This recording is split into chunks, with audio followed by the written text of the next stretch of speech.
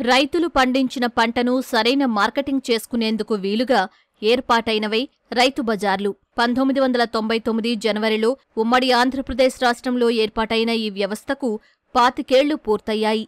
రైతు బజార్ల ఏర్పాటుకు ముందు రైతులు తమ పంటలను గిట్టుబాటు ధరలకు అమ్ముకునేందుకు పలు ఇబ్బందులు ఎదుర్కొనేవారు. కూలీ, రవాణా ఖర్చులు కూడా రాని పరిస్థితుల్లో నిల్వ వసతులు లేక రోడ్ల పక్కన ఉత్పత్తులను పారబోసిన సందర్భాలు ఉండేవి. అలాంటి పరిస్థితుల్లో రైతు బజార్లు అందుబాటులోకొచ్చి రైతులకు అక్కరకొచ్చాయి. రైతులు తమ ఉత్పత్తులను నేరుగా వినియోగదారులకు ఎటువంటి దళారులు లేదా మధ్యవర్తుల ప్రమేయం లేకుండా స్వయంగా వారే అందించడానికి గాను రైతు బజార్స్ ఏర్పాటు చేయడం జరిగింది.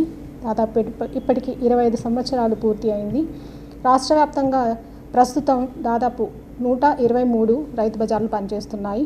ప్రతి మున్సిపాలిటీలోనూ రైతు బజార్లు ఏర్పాటు చేయడం అనేది లక్ష్యంగా మార్కెటింగ్ డిపార్ట్మెంట్ పనిచేస్తుంది.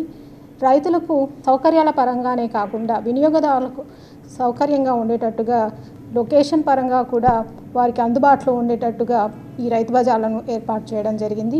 నాణ్యత విషయంలోనూ లభ్యత విషయంలోనూ మరి వినియోగదారుల నుంచి ఎటువంటి రిమార్క్ లేవు. కాబట్టి రైతు బజార్ల సంఖ్యను మరిన్ని పెంచడానికి ప్రభుత్వం చర్యలు కూడా తీసుకుంటోంది. సంచార్ రైతు బజార్స్ అనే కాన్సెప్ట్తో కూడా మరి డిపార్ట్మెంట్ పనిచేస్తోంది. ఇప్పటికే దాదాపు 20 సంచార మొబైల్ రైతు బజార్స్ ఏర్పాటు చేయడం జరిగింది. ఇప్పటికే పనిచేస్తున్నటువంటి రైతు బజార్స్ సెల్ఫ్ సస్టైన్ చేయడానికి, అదేవిధంగా రైతులకు మరింత ఉపయోగకరంగా మార్చడానికి ప్రభుత్వం తరఫున అన్ని చర్యలు తీసుకుంటున్నాం. న్యాచురల్ ఫార్మింగ్ మరియు ఆర్గానిక్ ఫార్మింగ్కి సంబంధించి నాణ్యమైన ఉత్పత్తులను అందించడానికి గాను ప్రతి రైతు బజార్లోనూ రైతులు వాళ్ళు అక్కడ ఉన్నటువంటి ఎస్టేట్ ఆఫీసర్ను సంప్రదించి అక్కడ స్టాల్ని పొందవచ్చు. ప్రతి రైతు బజార్లోనూ 2 స్టాల్స్ ఇందుకోసం కేటాయించడం జరిగింది. తమ ఉత్పత్తులు సాయంత్రం అయిన తర్వాత వాటిని డిస్ట్రెస్ సేల్కి అమ్ముకొని వెళ్ళిపోయే పరిస్థితి ఉంది. కాబట్టి మరి ఎట్టి పరిస్థితుల్లోనూ రైతులకు నష్టం జరగకుండా చూడడం అనే కాన్సెప్ట్తో మరి కోల్డ్ స్టోరేజ్ కూడా ప్రతిపాదనలు సిద్ధం చేయడం జరుగుతుంది. పావు, అర ఎకరా, ఎకరా విస్తీర్ణంలో పండించే కూరగాయలను విక్రయించడానికి రైతులు టోకు మార్కెట్లపై ఆధారపడేవారు. రవాణా ఛార్జీలు భరించి మార్కెట్కు తీసుకెళ్తే అక్కడ 10 నుంచి 15% కమిషన్లు ఇవ్వాల్సొచ్చేది. ఇతర ఖర్చులు కూడా తోడయ్యేవి.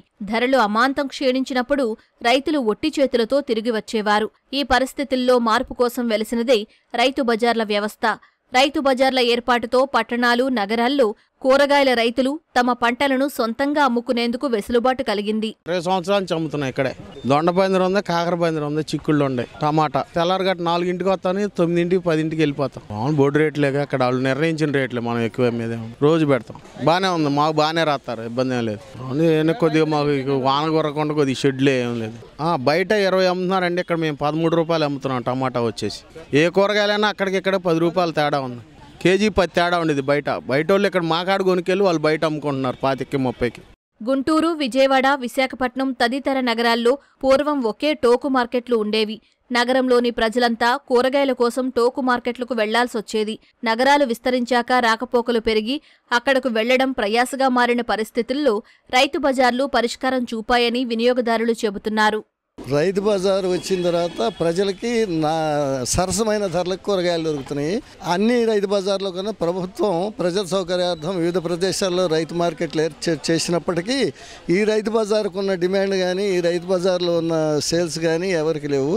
కాకపోతే ఏంటంటే ప్రభుత్వం ఈ రైతు బజార్ని బాగా ఒక మోడల్ రైతు బజార్గా షాపులు కేటాయించి అందరికి కూడా రైతులందరికీ కూడా షాపులు కేటాయిస్తే అది ప్రజలకు ఎంతో మేలు ఉంటుంది. అంటే పర్మనెంట్గా ఉంటుంది అన్నమాట. ఎప్పటికప్పుడు రైతులు కానీ మనం వచ్చే వాళ్ళకి కానీ ఇబ్బంది లేకుండా ఉంటుంది. పెద్ద మార్కెట్లోకి వెళ్ళే తలకి ఒక కాటా కానీ ఇవన్నీ కొంచెం చెప్పలేము, రేట్లు కూడా డిఫరెంట్గా చెప్తుంటారు వ్యాపారస్తులు. ఇక్కడ ఏంటంటే అన్ని బోర్డుల మీద రేట్లు ఉంటాయి కాబట్టి ప్రజలకి అందుబాటులో ఉంది, సౌలభ్యంగా ఉంది. నగరాలు, ప్రధాన పట్టణాల్లోనే ప్రస్తుతం రైతు బజార్లు ఏర్పాటయ్యాయని, కొత్తగా ఏర్పాటైన జిల్లా కేంద్రాలు, నియోజకవర్గ కేంద్రాలు, కొత్తగా నిర్మిస్తున్న పట్టణాల్లోనూ రైతు బజార్లను ఏర్పాటు చేయాల్సిన అవసరం ఉంది. అలానే సేంద్రియ ఉత్పత్తుల అమ్మకాలకు రైతు బజార్లలో స్థానం కేటాయించాలని రైతులు, వినియోగదారులు కోరుతున్నారు.